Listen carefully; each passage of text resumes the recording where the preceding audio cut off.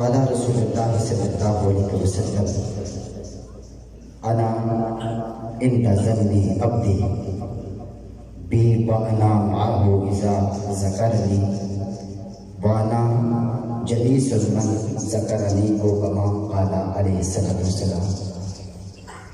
دل کے ویرانے کو گلزار بنا رکھا ہے، یہ بھی تو دیکھ کہ دل کس سے لگا رکھا ہے۔ اللہ نور السماوات والارض واللہ جمیل ویحب الجمال۔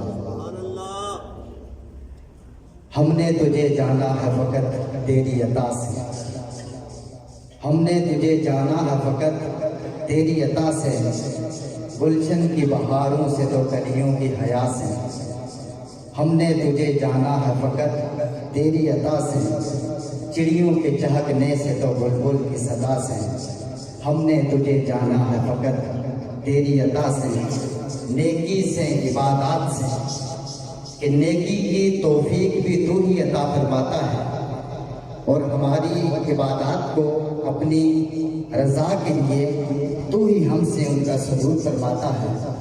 نیکی سے عبادات سے، لغزش سے خطا سے، کہ جب ہم سے کوئی لغزش ہو جاتی ہے تو تو ہی راہ راست پہ لگانے والا ہے، اور تو ہی ہمیں صراط مستقیم پہ چلانے والا ہے۔ نیکی سے عبادات سے، لغزش سے خطا سے، خود اپنے ہی سینے کے دھڑکنے کی صدا سے، ہم نے تجھے جانا ہے فقط تیری عطا سے، کعبے کے تقدس سے تو مروہ و صفا سے، ان الصفا والمروہ من شعائر اللہ۔ رب فرماتا ہے کہ یہ صفا اور مروہ میری نشانیاں ہیں۔ اب نشانی کیوں دی جاتی ہے؟ کہ جب جب نشانی دیکھو گے تو تب تب یار کی یاد آئے گی۔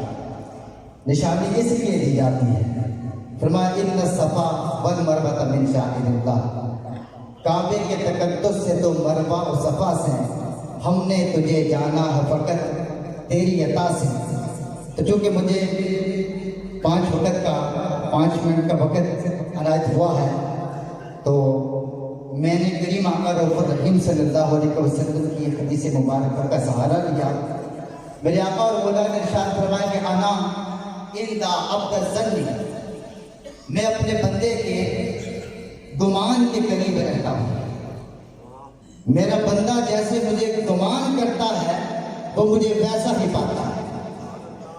وَأَنَا مَعَهُ مَنْ رَعَانِي وَمَنْ ذَكَرَنِي، فرمایا کہ جب میرا بندہ میرا ذکر فرماتا ہے میں اس کے ساتھ ہوتا ہوں۔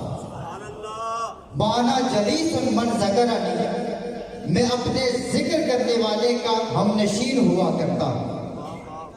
رات کو حضور سیدی نے حکم فرمایا تھا ایک حدیث مبارکہ کہ اللہ تبارک و تعالیٰ کو اپنے مقربین کے ساتھ پیار کتنا ہے، کہ جنہیں اللہ اپنا محبوب بنا لیتا ہے، اپنا مقرب بنا لیتا ہے، اور ان کے لیے اپنی ولایت اور اپنی محبت کی سند عطا فرما دیتا ہے۔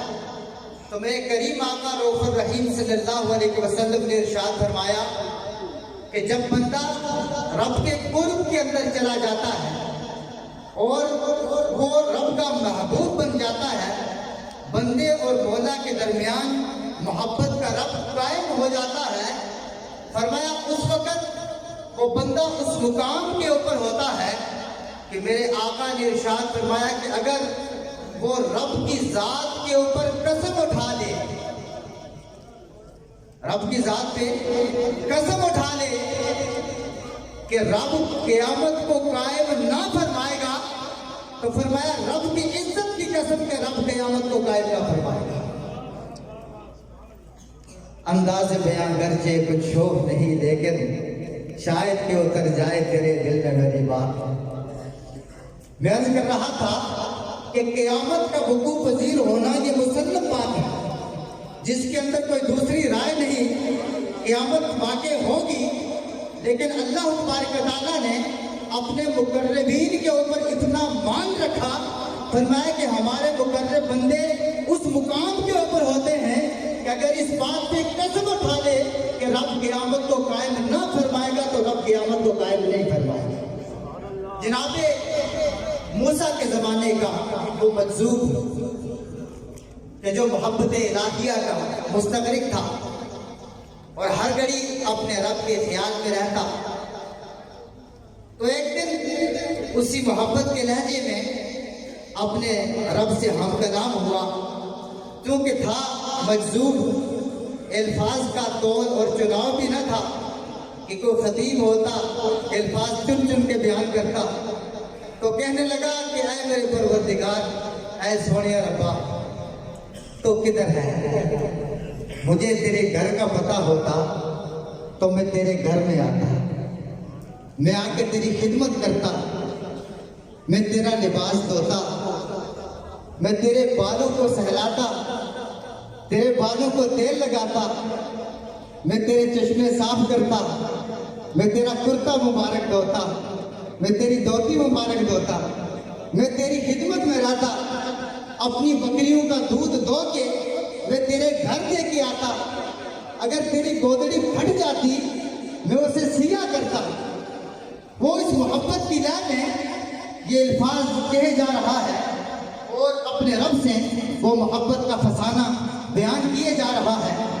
تو جناب موسیٰ کا وہاں سے گزر ہوا، اس کا سارا کلام سنا، تو چونکہ جناب موسیٰ اس راہ کے اوپر پہلے بڑی سختیاں دیکھ چکے تھے، تو آپ کو سخت جلال آیا اور اسے کہنے لگے کہ تو نے رب کی ذات کے ساتھ ان چیزوں کو منسوب کیا ہے کہ جو اس کی شان کے خلاف ہیں۔ رب تو جسم سے پاک ہے اور تو رب کو کپڑے پہنا رہا ہے، وہ تو بالوں سے پاک ہے، تو اس کی کنگھی کر رہا ہے، تو رب کی گدڑیاں سی رہا ہے۔ نعوذ باللہ من ذالک، نقل کفر نہ باشد۔ جناب موسیٰ نے فرمایا تو تو زندیق ہو گیا ہے، تو تو دین سے نکل گیا ہے، تو تو خارجی ہو گیا ہے۔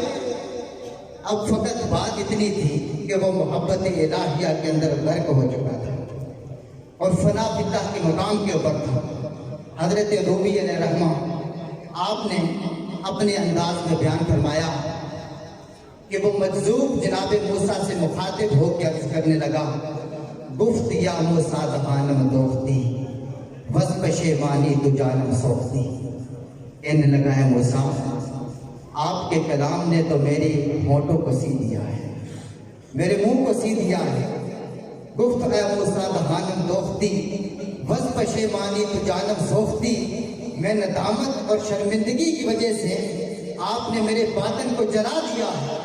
فرمایا جامرا درید جامرا بدرید کرتا تفت سر لحاظ اندر بیا بانا برف، اس نے اپنا کرتا پھاڑ دیا، ایک بھری اور جنت کی طرف بھاگ گیا۔ اب چونکہ اپنے رب کے ساتھ مخاطب تھا تو رب کے سارا معاملہ دیکھ رہا تھا۔ اللہ تبارک و تعالیٰ نے فوراً جبریل امین کو جناب موسیٰ کی طرف بھیجا۔ وہی آمد سوئے موسیٰ از خدا، بندہ بارہ سے ماں کر دی جدا۔ فرمایا موسیٰ، تو نے میرے بندے کو مجھ سے جدا کر دیا ہے، تو برائے فصل کردن آمدی یا برائے فصل کردن آمدی۔ موسیٰ، میں نے تجھے میرے بندوں کو مجھ سے ملانے کے لیے بھیجا ہے یا مجھ سے جدا کرنے کے لیے بھیجا ہے؟ فرمایا کہ ہر کثیرہ سیرت بلحاظ ہم، ہر کثیرہ اصطلاح دادا ہم۔ فرمایا موسیٰ، ہم نے ہر کسی کے لیے الگ کسی کی سیرت رکھی ہے، ہر کسی کے لیے الگ قسم کی اصطلاح رکھی ہے۔ فرمایا کہ در حق کے او مدہ در حق کے تو ضم۔ فرمایا موسیٰ، جو باتیں اس نے کہی وہ اس کے حق میں میرے لیے میری تعریف تھی۔ فرمایا اگر وہی باتیں آپ کرتے تو وہ میرے لیے مذمت ہوتی۔ در حق کے او شہد در حق کے تو ضم۔ فرمایا کہ اس نے جو باتیں کی اس کے نزدیک وہ تو شہد سے بھی زیادہ میٹھی تھی، اگر وہی باتیں آپ کرتے تو وہ میرے لیے زہر سے بھی زیادہ کڑوی ہوتی۔ فرمایا موسیٰ آداب دانا دیگرن عشق سوچا فلانا دیگرن۔ فرمایا کہ موسیٰ، جو عقل والے ہوتے ہیں ان کے لیے آداب کچھ اور ہوتے ہیں، جو عشق والے ہوتے ہیں ان کے لیے آداب کچھ اور ہوتے ہیں۔ وآخر دعواہم الحمدللہ۔